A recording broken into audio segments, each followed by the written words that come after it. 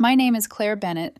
I'm 43 years old, and I learned the hard way that the most dangerous kind of betrayal is the kind delivered in a calm voice over dinner. For most of my marriage, I thought I was safe. Not in the dramatic, movie kind of way.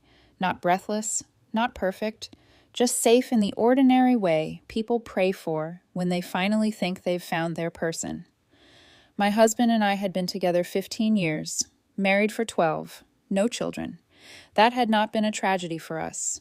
It had been the plan. From the beginning, we were aligned on that. No babies, no maybe one day, no secret hope one of us would change the other. We built a life around that certainty. A beautiful house in a quiet neighborhood, 2 vacations a year when work allowed, long dinners on the patio in spring. A retirement spreadsheet we updated like it was some nerdy little love language. He got a vasectomy 5 years into the marriage because we were that sure. I drove him to the appointment myself. Sat beside his bed afterward with crackers, pain meds, and a blanket because that was what marriage was supposed to look like. Care, trust, consistency. His name was Daniel, and 3 weeks ago, on a Wednesday evening, he took all 15 years of that life and split it open between bites of pasta. I still remember the sound first, my fork tapping the plate, the low hum of the refrigerator, the soft clink of his wine glass when he set it down and said, in that maddeningly measured tone, Natalie reached out. I looked up. Natalie? He nodded once, almost casually. We've been talking. Natalie was his ex-girlfriend from before me, the one I had heard about only in fragments over the years, the one he had once described as the relationship that almost became everything. The one who had left behind a kind of soft myth in his family, as if she were some unfinished chapter everyone politely pretended had stayed closed. I wiped my mouth with my napkin and asked, talking about what? He held my gaze then, not guilty, not nervous, almost hopeful. She wants kids, he said, and she reached out because she's been thinking about me. I stared at him. For a second, the sentence did not land as words. It just hovered there in the air between us, absurd and unfinished. Then he added, I've been thinking about a vasectomy reversal. My hand went slack. The fork slipped from my fingers and hit the plate with a sharp metallic crack. He kept going. Like this was a conversation about remodeling a bathroom. Like this was a budget item. Like this was normal. I didn't want to hide it from you, he said. I wanted to be honest. Honest? I repeated. My voice sounded thin, far away. You've been talking to your ex behind my back for months and you call this honesty? His jaw tightened, but only slightly. It wasn't like that. That sentence, the universal anthem of people doing exactly what it looks like they're doing. I let out a laugh that didn't sound like mine. Then tell me what it was like, Daniel. He leaned back in his chair, exhaling as if I were making this difficult. We reconnected. We started catching up. She told me she regrets how things ended. She told me she always pictured me as the father of her children. I just looked at him. The room felt strange suddenly, tilted. The candle on the table flickered in the center like a witness. And what, I asked carefully, did you tell her? His answer came too fast. That I've been thinking maybe I closed that door too early. There are moments when your body understands the truth before your mind is willing to. Mine did. I felt it in my chest first, then in the back of my neck, then in the cold stillness that settled into my hands. I said, so you want to leave me? No, he said it immediately. That's not what I'm saying. Then what exactly are you saying? And that was when the real insanity began. He folded his hands on the table and looked at me like I was the one who needed help catching up. I don't want to leave you, Claire. I'm saying there may be a way to do this without destroying our marriage. I said nothing, because I wanted him to hear how insane that sounded in silence. He went on anyway. Natalie wants a child. I've started realizing that maybe I do too, but that doesn't mean I stop caring about you. We've built a whole life together. We have stability, we have space, we have resources. We could make this work. I blinked once, then twice. We, I said slowly, could make what work? A family arrangement. I actually thought I had misheard him. A what? He leaned forward, earnest now, as if the sincerity in his expression might bleach the horror from his words. Natalie would obviously be the mother. I'd be the biological father. But you and I are the stable home base. You're organized, responsible, financially smart. You'd be amazing at the structure part of it. Natalie's more emotional, more creative. It could actually balance well. I just stared at him. I wanted to throw water in his face. I wanted to stand up and leave. Mostly, I wanted to hear him say, Got you. This is a sick joke. I'm sorry. But he didn't. He kept talking. You make this sound uglier than it is, he said when I still said nothing. Modern families don't all have to look the same. I laughed again, but this time there was no shock left in it, just disbelief sharpened into something dangerous. You want me, I said, to help raise your ex-girlfriend's children. Our children biologically, he corrected. I felt something in me go cold. No, I said, not our children, yours and hers. He rubbed his temple like I was being stubborn. Why are you reducing it that way? Because that is what it is. She'd be involved, he said quickly. Obviously, I'm not saying she disappears. I'm saying we create something bigger than the traditional model. I leaned back in my chair and looked at the man I had spent 15 years loving, at his familiar face, at the mouth that had once promised me loyalty, at the eyes that now held not shame, not confusion, but expectation. Expectation. As if I would eventually calm down and become reasonable, as if this were a scheduling conflict, as if I would get over the fact that my husband was asking permission to recreate his old love story and use my life to finance it. I asked, very quietly, "Is this why you've been acting strange for months?" His expression flickered. There it was, the late-night texting, the new passcode on his phone, the sudden interest in what-if conversations, the way he had started looking distracted when we talked about future travel, early retirement, renovations. He looked down briefly, then back at me. I didn't know how to bring it up. So instead, I said, you let me keep making dinner and folding your laundry while you built a new life in your head. That's unfair. No, Daniel. Unfair is telling your wife that your ex wants your baby and expecting her to help pack the hospital bag. His face hardened then. He sat up straighter, defensive now, like a man insulted that his beautiful vision was not being admired properly. You're being close-minded, he said. People change. I change my mind about kids. Am I not allowed to grow? You're allowed to change your mind. My voice did not rise, it dropped. But you are not allowed to turn me into a sponsor for your reunion tour. His eyes flashed. That's cruel. No, I said. Cruel is what you're doing right now. For a moment, neither of us spoke. The air between us felt scorched. Then he did something that I will never forget. He softened his voice, actually softened it, like he was offering me comfort after a hard truth. You'd love them once they were here, he said. You think you wouldn't, but you would. You always love deeply when you let yourself. I looked at him, really looked. And in that moment, the shock started draining out of me. In its place came clarity. He was serious. He had already built this in his mind. He had already cast me in the role. He had already decided my money, my home, my labor, and my emotional life were all available for this arrangement. I set my napkin down carefully beside my plate. Then I said, "Follow your heart, Daniel." His whole face changed. Hope, relief. He actually smiled. A real smile. "Thank you," he said softly. "I knew you'd come around." I stood up from the table. "No," I said, "you misunderstood me." The smile disappeared. I met his eyes. "You should absolutely follow your heart. Just understand that wherever it takes you, I won't be there." He stared at me. For the first time that night, he looked uncertain. And as I walked away from the table, I knew with a strange, freezing certainty that my marriage had not just been wounded, it had ended. The next morning, Daniel was already at the kitchen table when I came downstairs. Laptop open, coffee steaming, 3 clinic tabs across the screen. He looked up with the pleased, purposeful expression of a man moving efficiently through a to-do list. "I found 2 surgeons with strong reviews," he said. "One of them can do a consultation this week." I stopped halfway to the coffee maker. There are moments when a person reveals just how deeply they've rewritten reality in their own favor, not with lies, with confidence. That was one of them. He had heard my words the night before and translated them into cooperation. Or maybe he had not misunderstood at all. Maybe he simply believed that my refusal would dissolve under time, pressure, and logistics. I poured coffee slowly and asked, "You really started booking appointments less than 12 hours after that conversation?" He frowned faintly, like my tone was the problem. "You said I should follow my heart. I also said I wouldn't be there." He gave a short, impatient sigh. "Claire, you were emotional. I'm trying to move this forward carefully." Carefully. That word almost made me laugh. He clicked to another tab and turned the laptop slightly toward me. "This clinic specializes in reversals after longer vasectomy windows. Success rates are decent. Natalie already looked into recovery timelines too." There it was again. Natalie. Present tense. Active. Involved. Not some abstract possibility. Not some person from the past. She was already in the room with us, even in absence. In the planning. In the language. In the speed. I took a sip of coffee and said, "You and Natalie have been planning the medical logistics of conceiving a child while still married to me. His jaw tightened. You always make it sound dirtier than it is. No, I said. I make it sound accurate. He stood then, restless with irritation, and began pacing the kitchen. I knew this would be hard for you to understand. That sentence. As if comprehension were the issue. As if I were too limited, too traditional, too emotionally unevolved to appreciate the stunning generosity of being asked to underwrite my husband's second chance with the woman he never got over. He stopped pacing and leaned against the counter. You know what this really is, he said.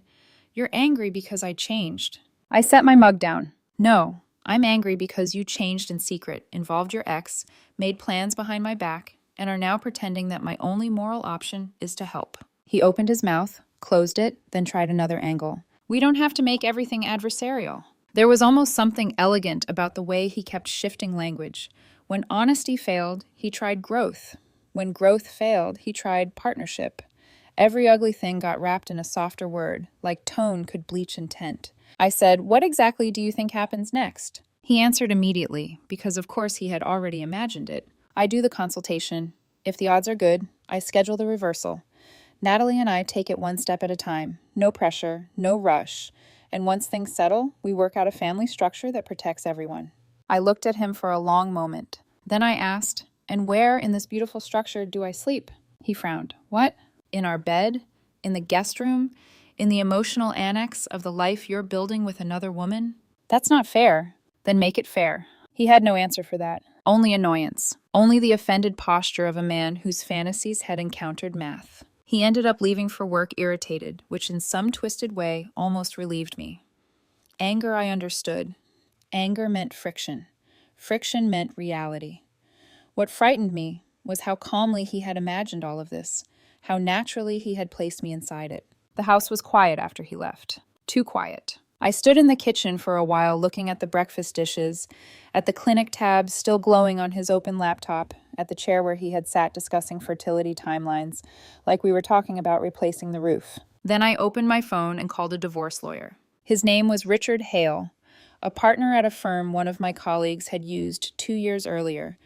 Practical reputation, not flashy, not sentimental, which was exactly what I needed. His assistant fit me in for a consultation the next afternoon. After that, I called my financial advisor. Then I started making a list. Joint accounts, credit cards, mortgage paperwork, retirement balances, insurance policies, property records, statements, screenshots. I was methodical by nature. Daniel used to say that was one of the things he loved about me.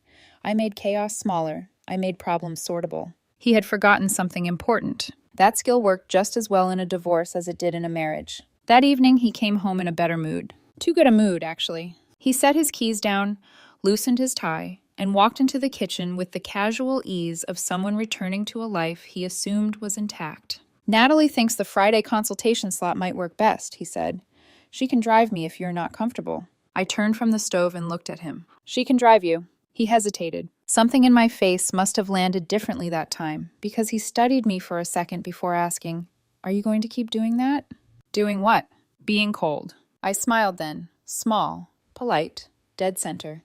I'm not being cold, Daniel. I'm adjusting. He didn't like that answer. I could tell because he moved closer, softening his expression again, reaching for familiarity. Claire, he said, gentler now.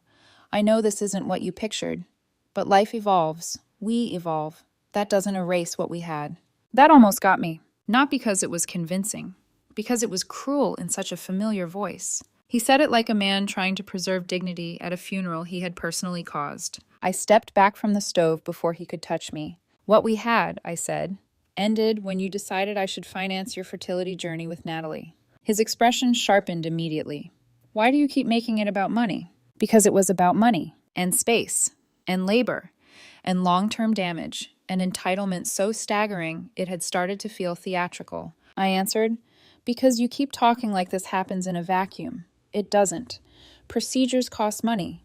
Children cost money. Rearranged lives cost money. And somehow every version of your future seems to keep my paycheck in it. That's cynical. That's arithmetic. He left the kitchen after that. Not storming.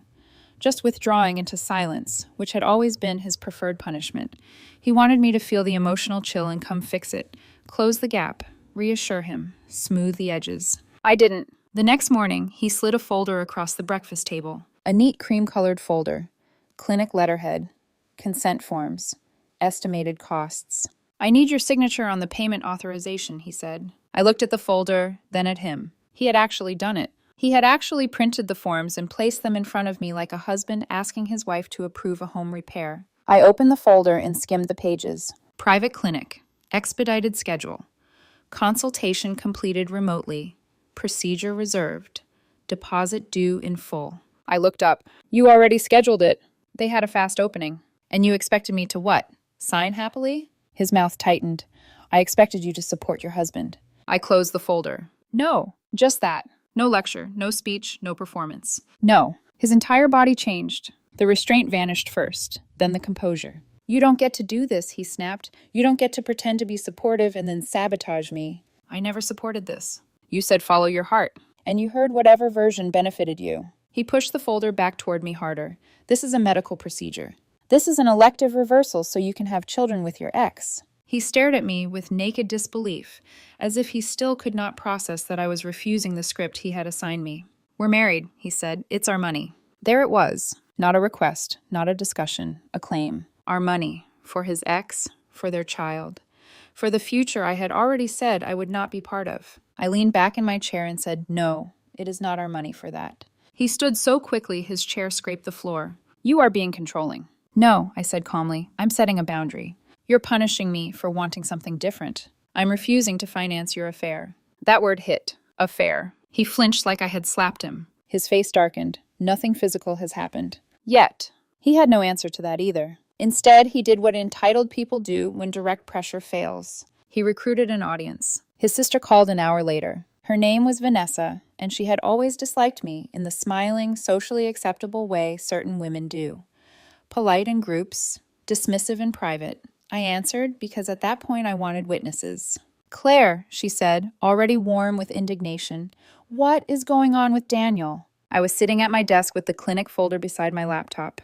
What do you mean? He said you're refusing to help him with a medical issue. I shut my eyes for one brief second. A medical issue. Of course that was the story. I asked. Did he also mention the part where the procedure is to reverse his vasectomy so he can have a baby with Natalie? Silence. Then, well, he said it's more complicated than that. It really isn't. Vanessa exhaled sharply. People are allowed to change their minds about parenthood. They are. And spouses are supposed to support each other. They are. Another pause. Then I said very clearly, support does not mean funding my husband's plan to conceive with another woman while staying married to me. That ended the performance for a second. When Vanessa spoke again, the syrup was gone. You're being petty. No, I said. I'm being sane. She hung up on me. His mother called later that afternoon. I almost didn't answer, but I did. Sweetheart, she began, in the exhausted tone of a woman already committed to one version of events. Daniel says you're both going through something emotional. I let her talk. About second chances. About men panicking in middle age. About women needing to be wise instead of reactive. About how marriage means weathering painful seasons. What she meant, of course, was that I should absorb the humiliation quietly so no one had to face the ugliness of what her son had done. When she finally paused, I asked, Did Daniel tell you he expects me to help raise the child too? She went quiet. Then, he said everyone is still working that part out. I almost laughed. Working that part out. As if my life were a room they had reserved for later discussion. I said, I am not a later discussion. She lowered her voice. Don't throw your marriage away over one difficult chapter. I answered, I'm not the one who invited another woman into it. That call ended more softly, but not better. By Friday, Daniel had taken $10,000 from his retirement to cover the procedure himself. He made sure I knew it too. He stood in the doorway of my home office, angry and theatrical, holding the withdrawal confirmation like evidence of injury. You forced this, he said. I looked up from the document I had been reviewing. No, I refuse to stop you. His expression twisted. For 15 years, I thought you loved me. I met his eyes. For 15 years, I thought you knew what love required. That landed. I saw it land, just not deeply enough. Because a few hours later, he sent me a text instead of speaking. I understood why immediately. He was trying to create a record. So was I. Daniel, just to confirm, you are refusing to support my reversal surgery even though we are married? Me. I am refusing to pay for a reversal surgery you chose so you can pursue children with Natalie. Daniel, you told me to follow my heart. Me. Yes. I did not tell you I would come with you. Daniel, I still believe we could raise them together in a healthy way. Me. They would be your children with another woman. I will not finance or raise them. Daniel, you're abandoning me for changing. Me.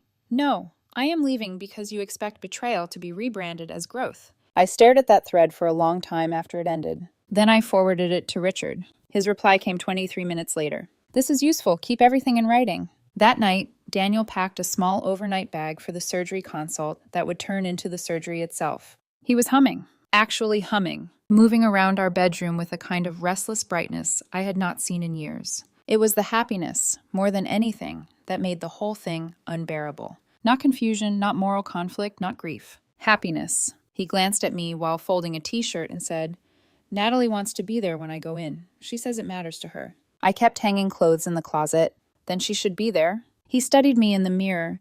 You really don't care whether this marriage survives, do you? I looked at his reflection. At the man smoothing shirts into a duffel bag for a fertility procedure his ex cared about deeply. Then I said, You keep asking that question like you weren't the first one to answer it. For the first time since this started, he had no comeback at all. Just silence. Heavy, stiff, revealing. And as he zipped the bag closed, I understood something with complete clarity. He still believed he was the one making choices. He thought he was leaving one door open while testing another. He thought he could move us around like furniture and still come home to the same walls, the same accounts, the same wife. He did not understand yet that I was already gone in every way that mattered. He was booking a surgery. I was building a case. By Friday morning, the house felt like the stage set of a life that had already been canceled. Daniel left just before 8. Dark jacket, overnight bag, phone in hand. He paused by the front door like he expected something from me. A blessing, maybe. A last-minute breakdown. Some cinematic plea that would let him play the torn man instead of what he actually was. I stood near the kitchen island with my coffee and gave him nothing. He shifted his weight once and said, Natalie's picking me up in 5 minutes. I nodded. He waited. Then, quieter. Claire. There was a softness in his voice that might have moved me once. Not because it was sincere, because I used to be sincere enough for both of us. I said, You should go. You don't want to be late for something this important. He looked at me for a long second. Maybe he heard it then. The finality. Maybe not. He left without another word. I walked to the window a minute later and watched him get into a silver SUV I did not recognize. Natalie was behind the wheel. I only saw her in profile, hair pulled back, one hand resting on the steering wheel, the other lifting briefly as Daniel said something that made her smile. That image stayed with me. Not because it hurt, because it clarified everything. He was not being seduced into a mistake. He was walking toward a future he wanted, and he was doing it with the bright, eager energy of a man who believed his life was expanding, not detonating. At 8:41 a.m., he texted, Daniel, checked in. I stared at the screen. Then I set the phone down and began. At 9 sharp, I called Richard. He answered on the second ring. Are you ready? Yes, I said. No tremor, no hesitation, just yes. He filed the petition immediately. Irreconcilable differences. Documented marital betrayal. Financial entanglement risk. He had already drafted everything based on the records, screenshots, and messages I'd been sending him for days. After that, I called my financial advisor and followed the list we had built. First, my direct deposit was rerouted into an individual account Daniel could not touch. Second, the joint accounts were flagged and temporarily restricted under legal guidance pending formal division. Third, I canceled the joint credit cards where I was the primary account holder. Fourth, I changed my life insurance beneficiary. Fifth, I pulled certified copies of the deed and every major asset record I might need later. It was not frantic. That is the part people always imagine wrong. They think decisions like that feel chaotic, explosive, adrenaline everywhere. But the real thing, when you've already grieved the marriage in silence, feels almost administrative, clean, precise, like locking windows before a storm that has already started. At 10:17 a.m., Richard emailed confirmation that Daniel had been served electronically through council notification and formal service was in progress. At 10:42, my phone rang. Unknown number, I answered. This is Melissa Grant. I represent Daniel Bennett. Her voice was clipped, professional, and already irritated. The kind of irritation that comes from having to make a call before fully understanding why her client had made her life harder. I walked into the dining room and sat at the table where my marriage had effectively ended 2 nights earlier. Yes? What exactly, she said, did you think you were doing this morning? I almost admired the phrasing. Not what happened. What did you think you were doing? As if the audacity were mine. I filed for divorce, I said. I assume Daniel has explained the situation. He is in recovery from a medical procedure. He elected to undergo that procedure after informing me he intended to father children with another woman. She inhaled slowly. Mrs. Bennet, freezing joint access while your husband is post-op is extremely aggressive. I looked at the candle still sitting in the center of the table from Wednesday night. Aggressive. That word again. Such a useful word when consequences arrive faster than expected. I said, "With respect, Ms. Grant, my husband spent the week asking me to fund his attempt to conceive with his ex-girlfriend.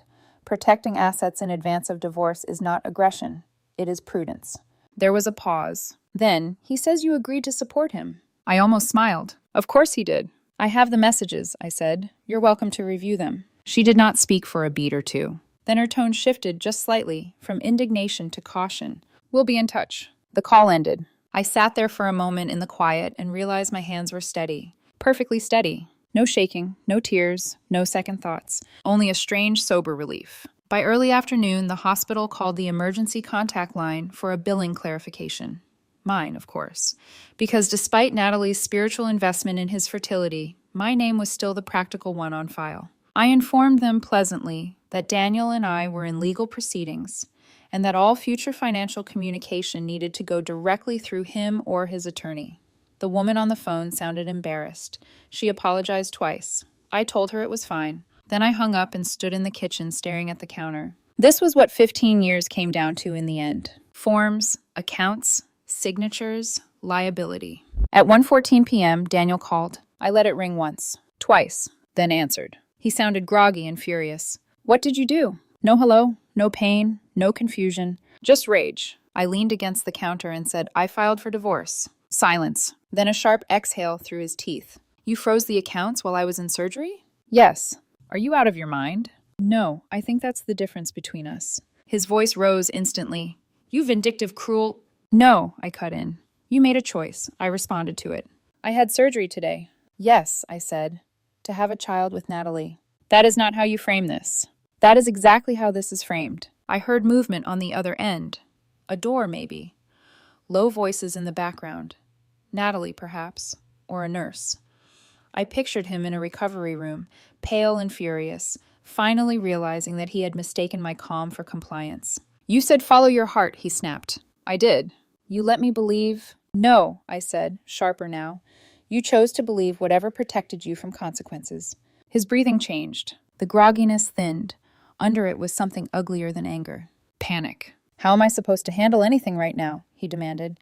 "Medication? Expenses? Getting home?" "Natalie drove you there," I said.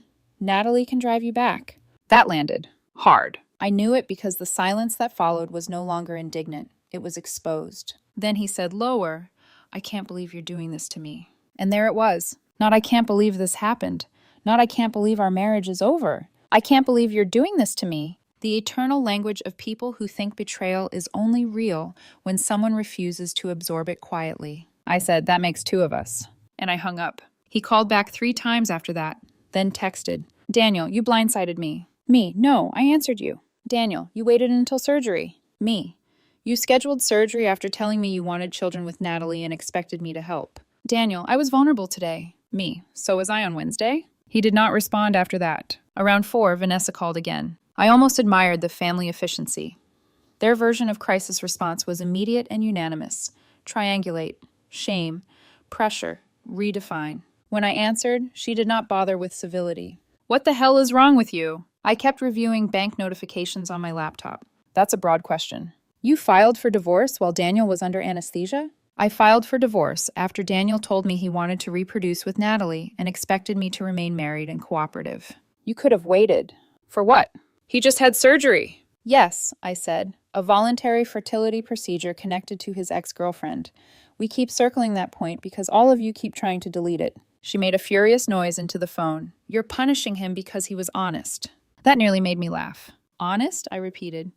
"He had an emotional affair, planned a reversal behind my back, and tried to use joint money for it. He said you were coming around." And there it was. The version of me he had sold them. The stable wife, the practical wife, the one who might cry, object, resist a little, but ultimately do what was required to keep things smooth. I said, "Then Daniel lied to you too." Vanessa went quiet. Just for a second. Then, Mom is beside herself. I said, then maybe she should ask her son why. She called me heartless before hanging up. I took the insult better than I would have expected. Heartless. People always say that when a woman stops performing softness on command. By evening, Richard called to check in. How are you holding up? I stood in the bedroom Daniel and I had shared for 12 years, looking at his half-empty dresser drawers. I'm clear, I said. He was quiet for a moment. Then, good. Stay that way. The facts are strong. Don't get pulled into emotional theater. I looked at the indentation his body had left in the mattress on his side of the bed. Too late, I thought. The whole marriage had become emotional theater. I had just stopped auditioning for the role of patient wife. After we hung up, I walked through the house room by room. The living room we had furnished together, the hallway with framed travel photos, the guest room that still smelled faintly like cedar from the extra blankets I kept stored there, the patio where we had once sat with wine and talked about where we would be at 60. I did not cry. Not then. Because grief is strange. Sometimes it does not arrive as sadness first. Sometimes it arrives as inventory, as seeing clearly, maybe for the first time, how much of your life had been entrusted to a person who was never as loyal as they looked in photographs. Daniel came home the next afternoon. Natalie dropped him off. This time I saw her clearly through the front window when the car pulled in. Late 30s maybe. Soft brown hair, linen shirt, sunglasses. She leaned toward him before he got out, saying something I could not hear. He smiled at her, tired but real. Then he stepped out carefully, one hand bracing against the car door, moving slowly from soreness. He looked smaller somehow. Not sympathetic, just diminished. Natalie remained in the driver's seat, waiting. Not coming in, not yet. That was smart. She probably already understood the optics better than he did. When he opened the front door and saw the envelope on the entry table, he froze. The divorce papers were neatly stacked beside his keys. He looked up at me, then back down, then at me again. What is this? His voice cracked on the last word. I stood in the living room with my arms folded loosely, not defensive, just done. It's exactly what it looks like. He dropped the overnight bag. Actually dropped it. I was in the hospital. Yes. For surgery. Yes. He stared at me like repetition might eventually become mercy. Then his face twisted, and all at once the outrage he had been building since recovery broke open. You insane, vicious... He stopped because pain caught him mid-step. His body folded slightly. His hand went instinctively toward his abdomen, then lower, protective, furious, humiliated by the weakness. I watched him straighten slowly. I cannot believe, he said through his teeth, that you would do this now. I said, I can believe a lot more than I used to. His eyes moved to the dining room, to the kitchen, to the hallway, maybe searching for some sign of the life he thought still existed around him. Then he took out his wallet, pulled a card, and said, Fine, I'm ordering food. He opened an app on his phone. A few seconds later, his expression changed. He tried another card, then another. He looked up. What did you cancel? Joint cards where I was primary holder. His face went white with disbelief. You had no right. I had every right. How am I supposed to live? There it was again. Not how did this happen, not what have I done. How am I supposed to live? As if the answer had always been me. I said, that seems like an excellent question for you and Natalie. His mouth opened, closed. Then he whispered, You really mean this? And for the first time since Wednesday, he sounded like he understood that this wasn't an argument. It was an ending. I held his gaze and said, You had surgery to build a future that does not include me. So yes, I mean it. The room went completely still. Then from outside, through the window, Natalie tapped the horn lightly. Just once. A soft sound. Almost polite. Daniel turned his head toward it, then back to me. And in that tiny, ugly pause, I saw his real problem settle into place. He had gambled on two worlds at once, and suddenly one of them was gone. That night, Daniel didn't sleep in our bedroom. Not because I asked him not to, because he couldn't. I heard him pacing in the guest room for hours. The floorboards creaked in uneven rhythms. Stop, turn, step, step, stop. Like his thoughts were running into walls he hadn't planned for. Around midnight, my phone buzzed. I didn't need to look to know it was him. Daniel, we need to talk. I stared at the message in the dark, then turned my phone face down and closed my eyes. For 15 years, I had been the one who stayed up to resolve things, the one who believed that no conflict should go to sleep unresolved. That silence was dangerous. That distance was something to fix. That instinct died sometime between Wednesday dinner and Friday morning. By the time I woke up, he was already in the kitchen. Again. Like routine might restore control. He looked exhausted, pale, slower in his movements. But the anger had settled into something sharper, more deliberate. "You can't do this," he said the second I walked in. I poured coffee. "I already did. This isn't how divorce works." "No, because my lawyer seems to think it is." He exhaled hard, gripping the edge of the counter. "You froze everything. I can't even access basic funds without jumping through legal hoops." "Yes, that's financial abuse." There it was again. The word he had learned overnight. I turned to face him. "No, Daniel. Financial abuse would be me forcing you into dependency while controlling your choices.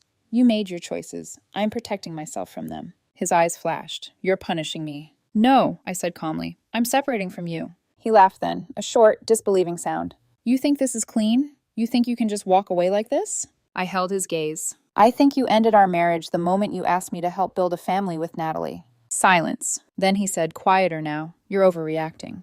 That almost impressed me. Even now, even here, even after everything. He still believed this could be minimized. I took a slow sip of coffee and said, "You had surgery to have a child with another woman." "It's not that simple." "It is exactly that simple." He shook his head, running a hand through his hair. "You're twisting it." "No," I said. "I'm removing the language you used to make it sound acceptable."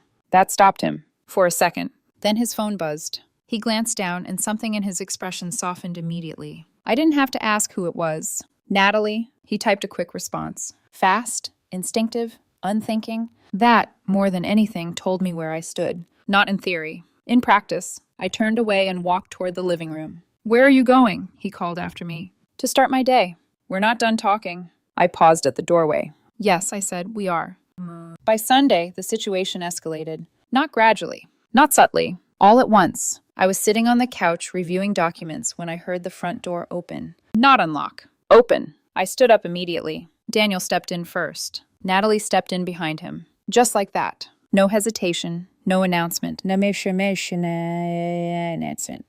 remission. She looked around the house slowly, taking it in. Our house. My house. Her eyes moved across the furniture, the photos, the space like she was trying to map it against whatever version Daniel had described to her. "Claire," Daniel said, as if this were a normal introduction. "You remember Natalie." I didn't answer him. I looked at her. Really looked this time. She was exactly what I had expected, and not at all what I had imagined. Not dramatic, not aggressive, not apologetic. Just present. Comfortable. Like she already belonged. And that was worse than anything else. Because it meant this had gone further than conversations. Further than fantasies. This was a plan they had already rehearsed in their heads. I said, "She doesn't come into my house." Daniel's expression hardened instantly. "She's not a stranger." "She is to me." Natalie stepped forward slightly. "Claire, I don't want this to be hostile."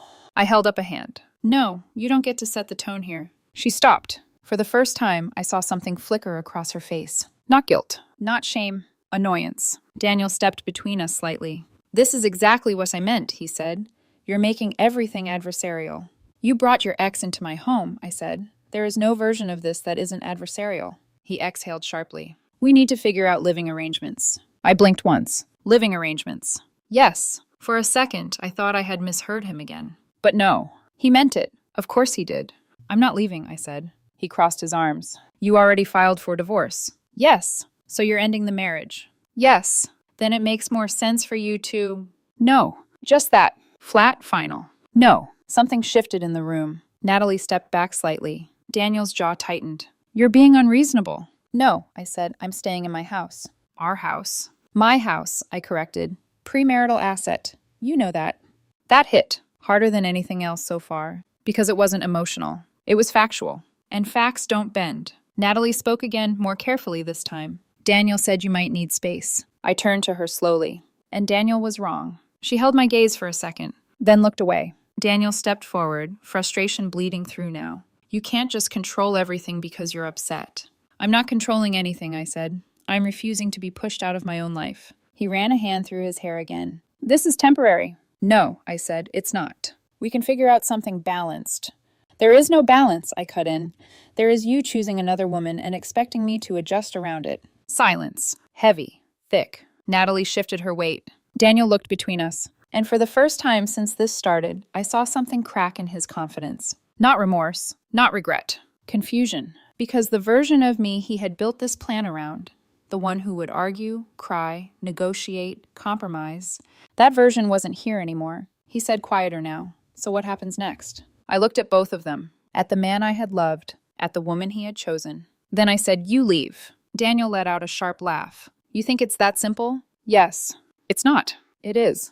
Natalie finally spoke again, softer now. "Daniel, maybe we should go." He didn't move. Of course he didn't, because leaving would mean acknowledging something he still wasn't ready to accept. That this house, this life, was no longer his to reorganize. I stepped aside slightly and gestured toward the door. "Now," I said. The word hung in the air. Firm, unyielding. Daniel stared at me, then at Natalie, then back at me. And in that moment, I saw it. The first real fracture in his certainty. Not anger, not frustration, something deeper. The realization that this wasn't a negotiation anymore. It was a loss, a real one. Natalie touched his arm lightly. "Daniel." He looked at her, then back at me one last time. And without another word, he turned and walked out. She followed. The door closed behind them with a soft, final click. And for the first time since Wednesday night, the house was quiet again. Not tense, not fragile, quiet, like something had finally been removed. But I knew better, because outside that door, they were still together, still planning, still believing this story wasn't over. They just didn't understand yet, that the part where I played along was already finished. I thought forcing them out would create distance. I was wrong. It created escalation. By Monday morning, Daniel had shifted strategies completely. No more soft tone, no more "we can make this work." Now it was narrative control. At 9:12 a.m., my phone started buzzing. Not calls, notifications. I opened one. Then another. Then another. Daniel had posted a long, carefully worded message about growth, truth, and choosing an authentic life. It didn't mention me by name, but it didn't need to. Some men can't handle when a woman, or a partner, chooses their own path. Controlling behavior, financial restriction, emotional punishment. The words were deliberate, weaponized, designed to make him look brave and me look abusive. I read it once. Then I closed the app, because I already knew something he didn't. He was still playing to an audience. I was building a case. By noon, Richard had already seen it. "Don't respond," he told me over the phone. "Let him talk. People who lie publicly tend to contradict themselves." He's framing financial abuse. "He's panicking," Richard said calmly, "and panicking people over-explain." I leaned back in my chair, staring at the ceiling. "He brought her into the house yesterday." "I figured he might escalate," Richard said. "Did you document it?" "Yes." "Good. Keep doing that, every interaction." I hung up and sat there for a moment. Then I opened my messages and started organizing. Screenshots, timestamps, call logs, everything. Because this wasn't about convincing Daniel anymore. It was about proving reality to people who would only see fragments. That afternoon, Daniel came back. This time, he didn't knock. He tried the door. Locked. I heard the handle rattle once, twice, then a knock. Sharp, impatient. I walked to the door but didn't open it. "What do you want?" "I need to get in." "No." Silence. Then, "Claire, don't do this." "I already am." "You can't lock me out." "I can, and I did." His voice dropped lower, dangerously calm. "You're going to regret this." That didn't land the way he wanted it to. "Not anymore." "Then I'll deal with that later," I said. Another pause. Then, "I'm calling the police." "Go ahead." I stepped back from the door and waited. And he did. Of course he did. Because at this point, he still believed authority would reset the situation in his favor. That someone official would step in and say this had gone too far. That I had crossed a line. The officers arrived 20 minutes later. 2 of them. Tired. Neutral. Used to people like us. "I opened the door this time," explained calmly. "Divorce filed. Premarital ownership. Locks changed after attempted unauthorized entry." Daniel stood behind them, arms crossed, playing the wronged husband. "She's locking me out of my own house." One of the officers looked at me. "Is the property solely in your name?" "Yes." "Before marriage?" "Yes." He nodded slightly, then turned back to Daniel. "Sir, this is a civil matter. You'll need to resolve it through the court." Daniel stared at him. "You're not going to do anything?" "No, sir." That was it. That small. That simple. The world did not bend for him. The officers left, and for the first time since this began, I saw something shift in his face. Not anger. Not even frustration. Something colder. Something calculating. He stepped closer to the door, lowered his voice. "You think this is over?" I held his gaze. "I think you're out of my house." He smiled then, not warmly, not kindly. A thin, sharp thing. Not for long. Then he turned and walked away. Tuesday night, I got served. Restraining order. I read it twice. Then a third time. Harassment, intimidation, financial control, threatening behavior. It was almost impressive, if it hadn't been so predictable. I called Richard immediately. He moved first with the filing, he said after reading it. Classic move. Using what? Positioning, he said.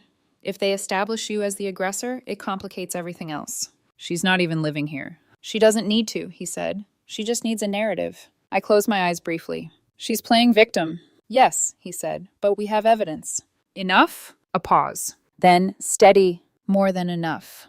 Wednesday morning. Court. Daniel sat beside Natalie. That was the first thing I noticed. Not alone. Not uncertain. Together. Like this was some twisted partnership debut. She wore something soft, subdued, carefully chosen. Daniel. Daniel looked like a man trying to look like a man who hadn't just detonated his own life. His lawyer spoke first. Framed it cleanly. A vulnerable man. A controlling spouse. A hostile environment. I almost admired the performance. Then it was Richard's turn. He didn't perform. He presented. Deed records. Account activity. Message threads. And then the texts. The ones Daniel thought were building his case. Confirming support. Following your heart. Raising them together. But without his tone. Without his framing. They read exactly like what they were. Expectation. Assumption. Entitlement. The judge read quietly. Then looked up. Mr. Bennett, she said, is it accurate that you underwent a procedure with the intention of having children with another woman while still married? Daniel shifted. Yes, but... And you expected your wife to support that financially and domestically? It's more nuanced. It's a yes or no question. A beat. Yes. Silence. Heavy. Final. The judge leaned back slightly. Then, restraining order denied. Just like that. Gone. Erased. Natalie's expression flickered. Daniel's didn't change at first. Then slowly. It did. The realization setting in piece by piece. This wasn't working. The narrative wasn't holding. The system he thought he could manipulate wasn't bending. The second ruling came minutes later. Exclusive use of residence. Granted to me. 48 hours. That's all they had. 48 hours to get out. Daniel actually laughed. A short, disbelieving sound. This is insane. The judge didn't even look at him. This is law. Moving day felt like a spectacle. Because of course it did. Vanessa was there. His mother. Even Natalie. All of them watching. All of them judging. All of them pretending this was something being done to him. Not something he had created. Boxes. Arguments. Tension thick in the air. Daniel moved through the house like it still belonged to him. Touching things. Pausing at objects. As if proximity might transfer ownership. Then he tried to take the TV. I stepped forward. No. She uses it. It's mine. Don't be petty. Don't steal my property. One of the officers I had hired stepped closer. Quiet. Professional. Enough. Daniel backed off. But the resentment in his eyes, that stayed. Dang. The real moment came in the dining room. He reached for the table. My grandmother's table. The one I had bought. The one that had been in my family before him. We picked this together, he said. No, I said. I chose it. For us. For me. For this house. For a life you left. Silence. Then Natalie spoke softly. Daniel! He stopped. Just stood there, hand on the chair. And for the first time, he let go. Not of the chair, of the illusion. That anything here was still his. They left around 2. The house, half empty. But mine again. Completely. Daniel stood at the door before leaving. Looked back once. You're going to regret this. I met his eyes. Maybe. A beat. Then I added, but I won't regret respecting myself. That was the last thing I said to him that day. And as the door closed behind him, I realized something simple. This wasn't the collapse. This was the correction. 3 days after moving day, the silence finally settled. Not the fragile kind. Not the kind that waits for the next argument. Real silence. The kind that belongs to a house that has stopped negotiating. I stood in the kitchen that morning, barefoot, sunlight cutting across the floor, coffee in my hand, and for the first time in weeks, my chest didn't feel tight. No tension, no anticipation, no waiting for the next disruption. Just quiet, and that's when my phone rang. Vanessa. I almost didn't answer. Almost. But something in me wanted to hear it, not out of hope, out of clarity. I picked up. Her voice was different, less sharp, more tired. They need help. Straight to it. No performance. No framing. Just that. I leaned against the counter. No, I'm not asking for them, she said quickly. I'm asking for me. That caught my attention. They're staying at my place, she continued, and it's not going well. I said nothing. Let her fill the silence. He's not working, she said. Says he needs time to recover, time to think, time to adjust. Of course he does, I thought. And Natalie? I asked. A pause. Then, she's still talking about baby names. I closed my eyes briefly. She's not pregnant. I know, Vanessa said, but that's not stopping her. There was a sound in the background. A door closing. A voice, Daniel's, faint, irritated. Vanessa lowered her voice. They're trying, she said, loudly, constantly. My kids can hear it. I almost laughed. Not because it was funny, because it was inevitable. You wanted me to support this, I said. I didn't know it would look like this.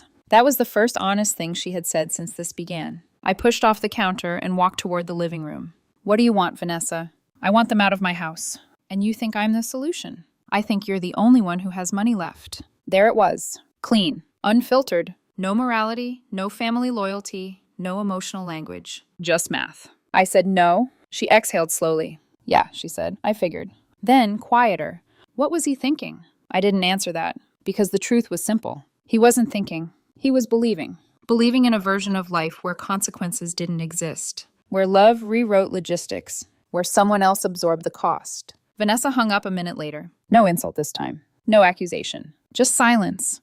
The divorce moved faster after that. Funny how urgency disappears when leverage does. Daniel's lawyer stopped pushing as aggressively. Their demands started shrinking. First it was everything. Then half. Then, let's resolve this quickly. Richard called me Thursday afternoon.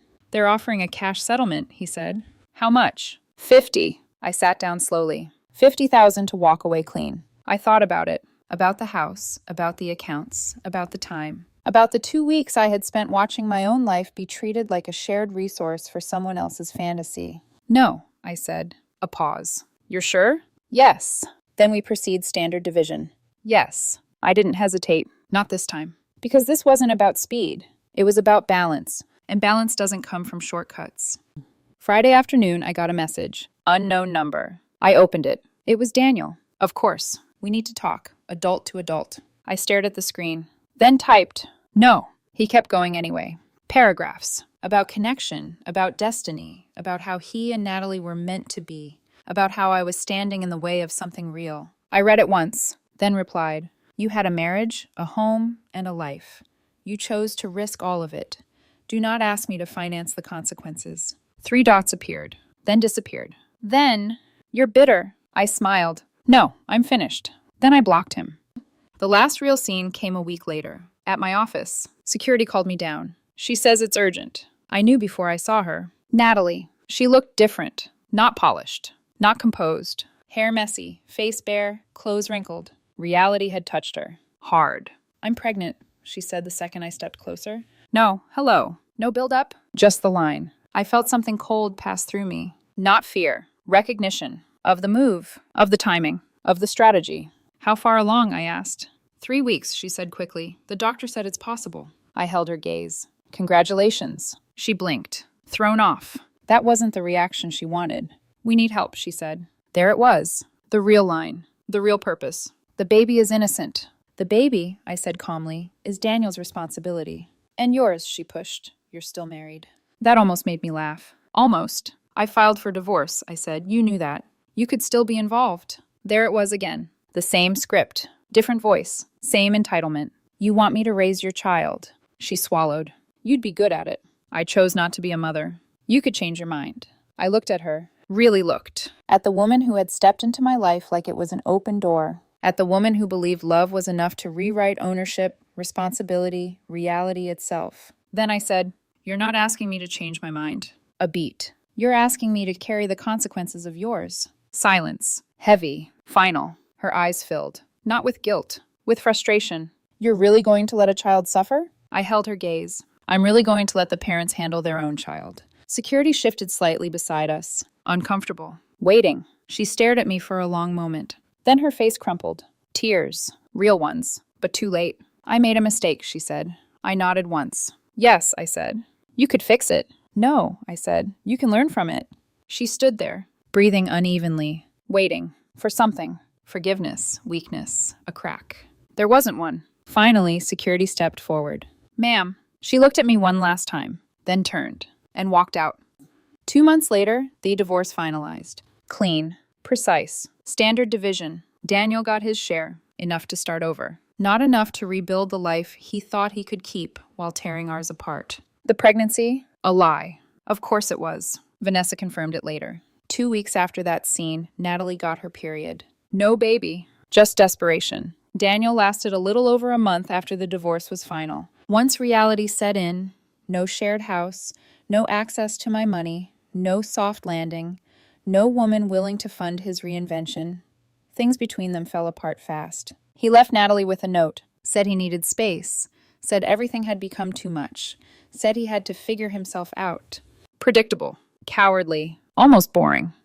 The last time Natalie called me, it was 2 a.m, crying. He left me. I sat in my living room, looking at the quiet around me. Okay, I said. Silence on the line. That's all you're going to say? Yes. A pause. I gave up everything for him. Yes, I said, you did. You must be happy. I thought about that. About the house, about the silence, about the absence of chaos. I'm not happy, I said. A beat. I'm at peace. She didn't understand that. I could hear it. Can I come back? She whispered. No. That was the last conversation we ever had. Now? The house is different. Lighter. Cleaner. Not because I redecorated. Because I removed what didn't belong. I got promoted. Started sleeping better. Started breathing easier. Started remembering who I was before I became someone who compromised for the sake of keeping things intact. Sometimes, late at night, I think about that dinner, the pasta, the candle, the way he said it like it was reasonable. And I realize something. He didn't destroy my life. He revealed it, showed me exactly where I stood, what I was worth to him, what he believed he could take. And the moment I stopped agreeing, everything changed. He followed his heart, and I followed mine. The difference? Mine didn't require anyone else to pay for it.